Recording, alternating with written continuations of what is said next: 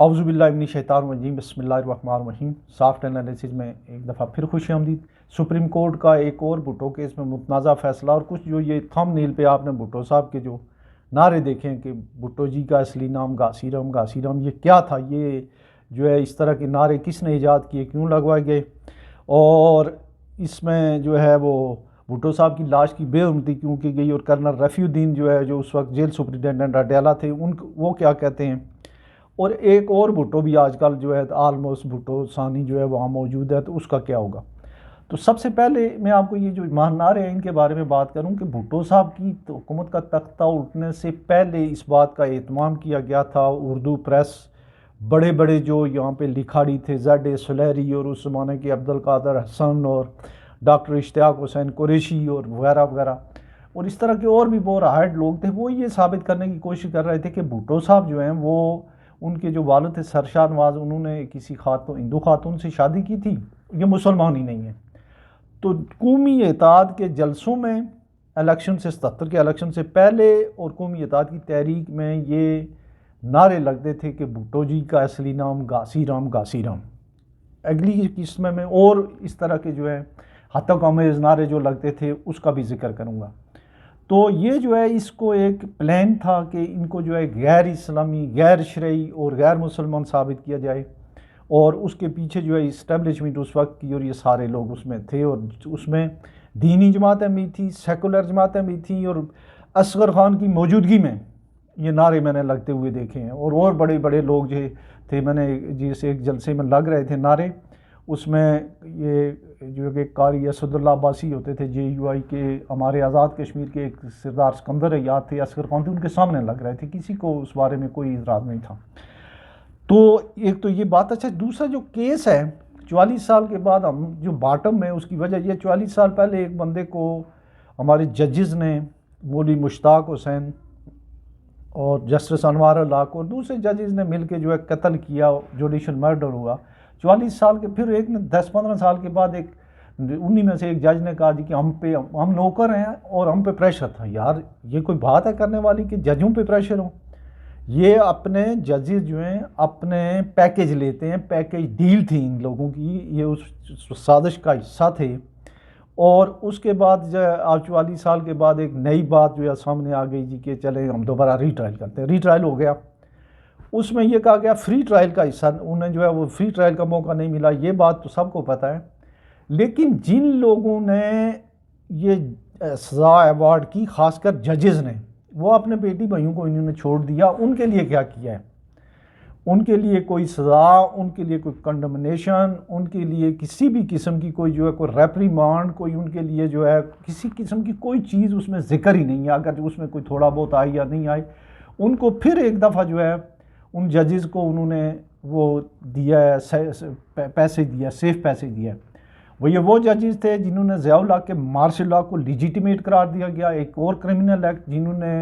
آئین کی سسپینشن کو لیجیٹیمیٹ قرار دیا گیا، یہ اور کرمنل ایکٹ، بھٹو کی پھانسی کے آرڈر دیے کہ ان کی پریشر کے اندر، یہ کرمنل ایکٹ، ان ساری چیزوں کو جو ہے وہ بالکل بالائے طاق رکھ کے اپنے لیے سپریم کورٹ نے وہ ایک جو ہے وہ چیز باہر رکھی ہے، چونکہ انہوں نے بھی ایک پی ٹی آئی کے بیٹ کے حوالے سے، پی ٹی آئی کے حوالے سے بہت سارے فیصلے کر چکے ہیں، جن کا فیصلہ آگے جا کے پھر کوئی اور کرے گا 20 25 30 سال میں، یا تاریخ کرے گی۔ تو بعض تاریخ کے جو فیصلے ہوتے ہیں ان کو وہ سپریم کورٹ یا اس طرح کی، یا وہ سقراط کے جو ہے وہ بھی آپ نے سنا ہوگا۔ اس کے علاوہ جو ہے اور بے شمار تاریخی فیصلے ہوتے ہیں جو سرکاری ججز کرتے ہیں، ان کو پھر تاریخ جو اڑا کے رکھ دیتی ہے، یہی بھٹو صاحب کے فیصلے میں بھی ہوا۔ اچھا، پھر بھٹو صاحب کو جب انہوں نے پھانسی دی تو وہ جو گھاسی رام والی بات ہے یہ اس سے جڑی ہوئی ہے۔ گھاسی رام کے لیے جو ہے انہوں نے یہ کیا کہ ان کی لاش کو ننگا کر کے تو دوبارہ سے اس کی ویڈیو بنائی گئی، ننگی لاش کی بے حرمتی کی گئی، اس کی تصویریں لی گئی، اور وہ نیٹ کے اوپر، اور وہ موجود ہیں، اس وقت بھی موجود ہیں یہ ساری چیزیں۔ اچھا، وہاں پہ جو اس وقت جیل سپرنٹینڈنٹ تھے وہ آرمی کے کرنل رفیع الدین تھے، کیونکہ وہاں پہ بڑی سختی بھی تھی، اور اس حساب سے ان کا انٹرویو جو ہے وہ رو کے جو ہے وہ کہہ رہے ہیں کہ بھٹو کے ساتھ جو زیادتی ہوئی ہے اتنے بڑے آدمی کے ساتھ۔ تو کرنل جو ہے وہ آرمی کا، وہ آلموسٹ جو بھی کمیشن افسر ہوتا ہے وہ 2 اسٹار جنرل، 3 اسٹار جنرل، اگر ضیاء الحق بن سکتا ہے تو وہ بھی جو ہے وہ آگے جا سکتا ہے۔ بہرحال ان کی بات بھی سنی جائے. اور انہوں نے کہا تھا کہ یہ ایک سازش کے تحت ایک جو ہے جوڈیشل مرڈر تھا. اور ضیاء الحق کا تختہ بھٹو کا تختہ اٹھنے کے بعد جتنے یہ جو خاص کر جنرل چشتی 10 کور کمانڈر تھا، اس کے علاوہ یہ جو جنرل اقبال تھا، جنرل جہانزیب ارباب، یا ان کے جتنے بھی یہ جنرلز تھے، یہ اس طریقے سے اتنی خوشیاں اور اتنے شادیاں میں جا رہے تھے جیسے انہوں نے سری نگر اور دہلی فتح کر لی ہے. اور یہ اس وقت جو ہے یہ سارے ججز جو ہے ان کے ساتھ تھے، اور ایکولی یہ جو ہے یہ ساری جو ہے انہوں نے شفٹ کرنے کی کوشش کی ہے. تو یہ جج جو تھے یہ ایکولی رسپانسبل تھے اس کے. اچھا، کرنل رفیع صاحب کی بات ہو گئی. اب جو ہے ایک اور جو آج کل جو سلسلہ ہوا ہے، پچھلے دنوں بھی جو ہے وہ ایک انہوں نے کی ہے، ہیئرنگ کی ہے اس بارے میں 2 مہینے پہلے یا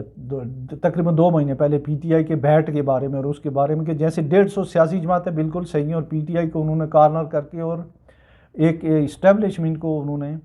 یہ فیسیلیٹیٹ کیا کہ کسی طریقے سے جیتی ہوئی جماعت کو کیسے ہرایا جائے، جیسے عوامی لیگ کے ساتھ کیا گیا تھا. تو وہی جو ہے وہ کام کر کے تو اس میں انہوں نے یہ فیسیلیٹیٹ کیا ہے کہ ایک ہاری ہوئی جماعت جو ہے وہ اس کو 2/3 اکثریت 224 336 کے عوام میں 2/3 کا مقصد ہوتا ہے 66.66666، تو یا اس کو آپ 67% کہیں، اس سے آئین میں ترمیم ہوتی ہے، اور وہ ایک ہاری ہوئی جماعت ہارے ہوئے لوگوں کو وہ دلا دی ہے. تو یہ جو ہے یہ تاریخ میں یہ ruling Supreme Court of Pakistan کی ایسے ہی کنڈم ہوگی جیسے بھٹو مرڈر کیس کی ہوئی ہے. اور عمران خان کے ساتھ یہ ان کا جو بھی فیصلہ ہوگا اس کا بھی تاریخ وہی اشر کرے گی جو اس کا کیا ہے. تو یہ تو ہماری ایک چینل اس میں جو ہے ایک چھوٹی سی جو ہے یہ اس میں ہم کر رہے ہیں. اور اس کے ساتھ ہی جو ہے نیکسٹ جو آئے گی وہ بھی بھٹو صاحب کے بارے میں ہوگی، اور اس میں کچھ اور نعرے جو ہیں قومی اتحاد میں لگتے تھے، اور قومی اتحاد نے جو ہے وہ کتنا گناؤنا جو ہے وہ کس طریقے سے اس کو استعمال کیا تھا ضیاء الحق نے، اور انہوں نے کس طریقے سے ایک اچھے ویل ریپیوٹیڈ اور ایک جو بڑے لیڈر کو کس طریقے سے راستے سے ہٹایا. تو یہ اس میں بھی ہم اسی کے اوپر ڈسکشن کریں گے. اپنا خیال رکھیے گا. اللہ حافظ.